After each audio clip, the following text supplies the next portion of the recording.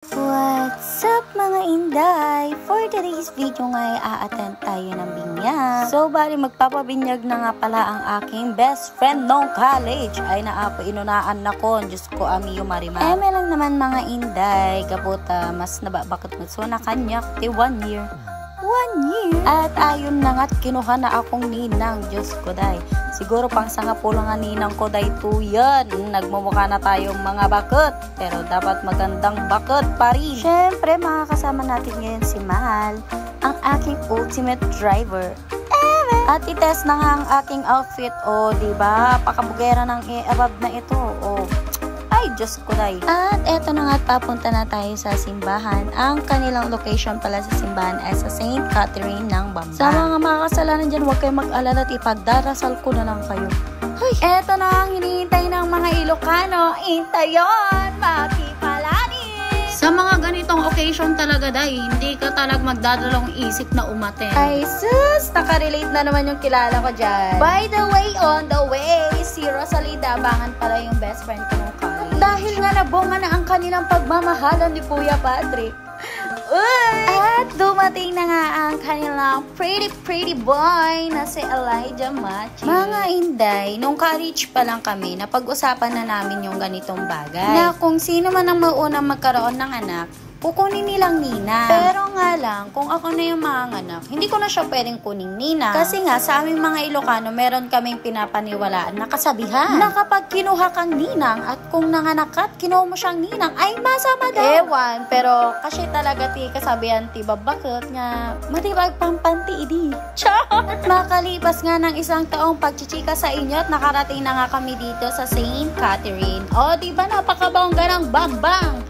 May ganyan silang simbahan. Siyempre, sa mga ganitong okasyon, hindi magpapatalo ang kumare mo. O, diba, bonggang outfit na naman ng kumare mo dahil. Dapat kasi, palaging ganito yung suot natin para hindi halatang wala tayong pera. Rumarampa pa ang inday. Di nyo ba alam na late na yan? Pagkarating nga namin dyan, mga day, ay nagsimula na pala sila.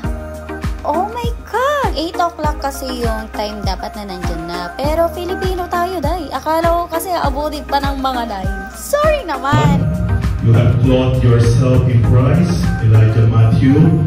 See in this white garment the dignity which your family and friends, to help you by words and example, bring that dignity unstained into everlasting life of heaven. Amen. At dito na nga't sisindihan na ang kandila. O bes, kandila pa lang napakabongga na dahil. Siya nga po pala si Kuya Patrick, yung napangasawa ng aking friendie. At bilang isang fairy godmother, ay kailangan mong mangako sa baby. Kahit anong mangyari, ay tatayo ka bilang pangalawang parents ni baby Matt. At dahil ninang ka na nga o ninong ka na, responsibilidad mo dapat maging mabuti ka din na ninang sa kanya.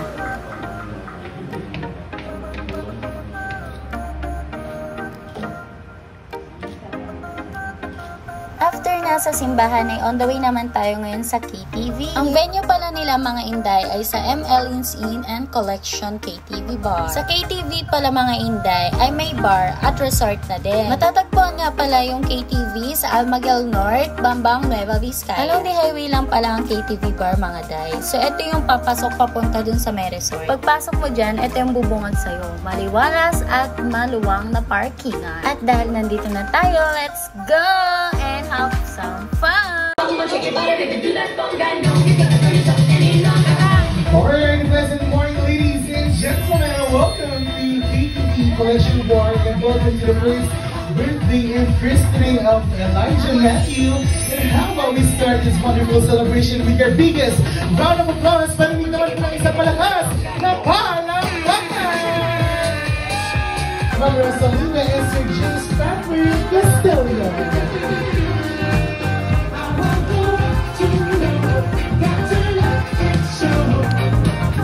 Palakpakan naman po natin.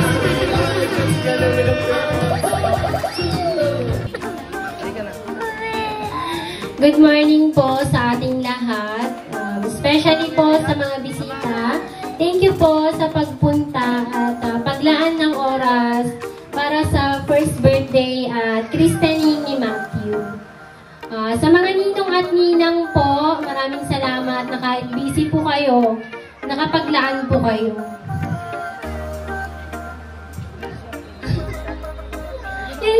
po, thank you. Wala pa tayo sa returning message, Ma'am Rosalinda, pero naiiyak na siya. Yan po ay tunay na pagmamahal sa mga bisita niya. Hindi niya po kayo tatawagin dito kung wala lang. Tama po?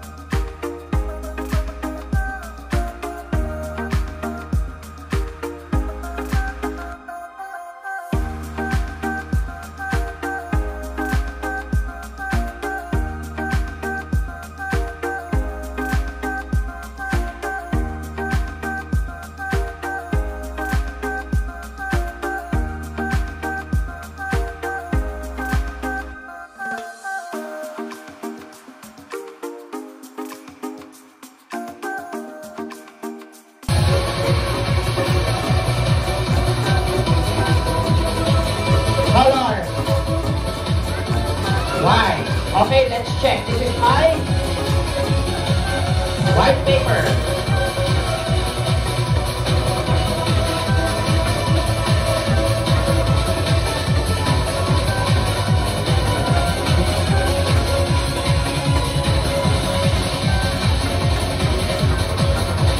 Okay, check the paper. Paper. Paper. One more.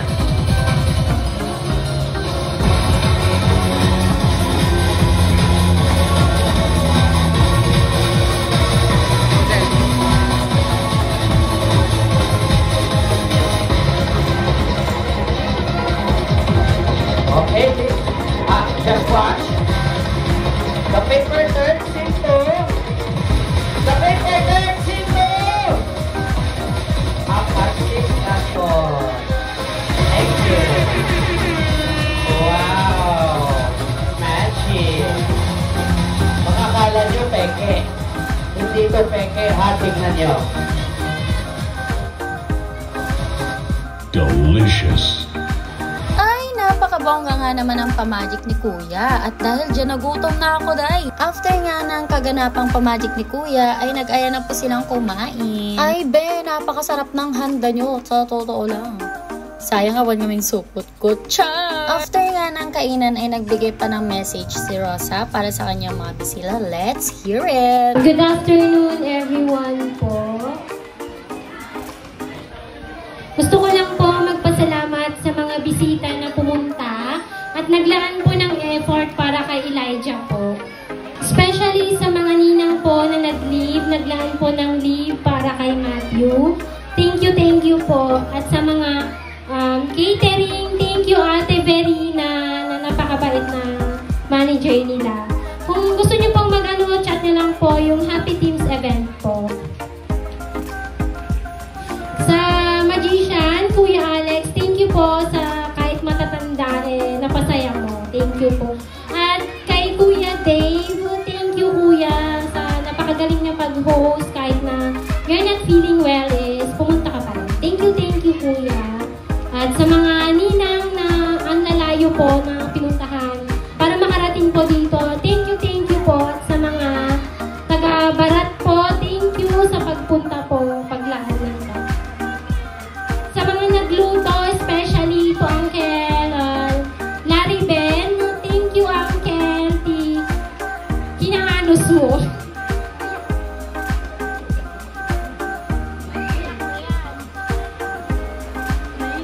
Madi nga nakaapan ni G Pangasinan ta nagluto. Thank you, Uncle.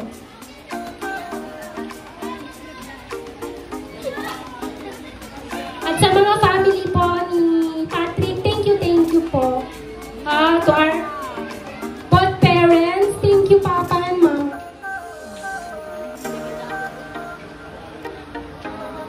Thank you the effort you, Mama and Papa.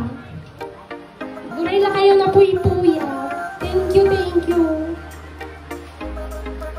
Very touching nga ang message ni Bebe. Akalain mo yun, na itaguyod nila yung ganitong christening and birthday ni Elijah. Samahan mo pa ng suporta ng kanyang mga magulang at syempre yung mga dumanong mga bisita. Kahit sino talagang makakarinig ng message niya, mapapaluha ka talaga. Guys, nako Be, we're so proud of you both. Bali, tinapos nga lang namin yung message ni Rosa, tapos gumora na din kami kasi may pupuntahan pa kami ni Man. Yun lang, bye-bye!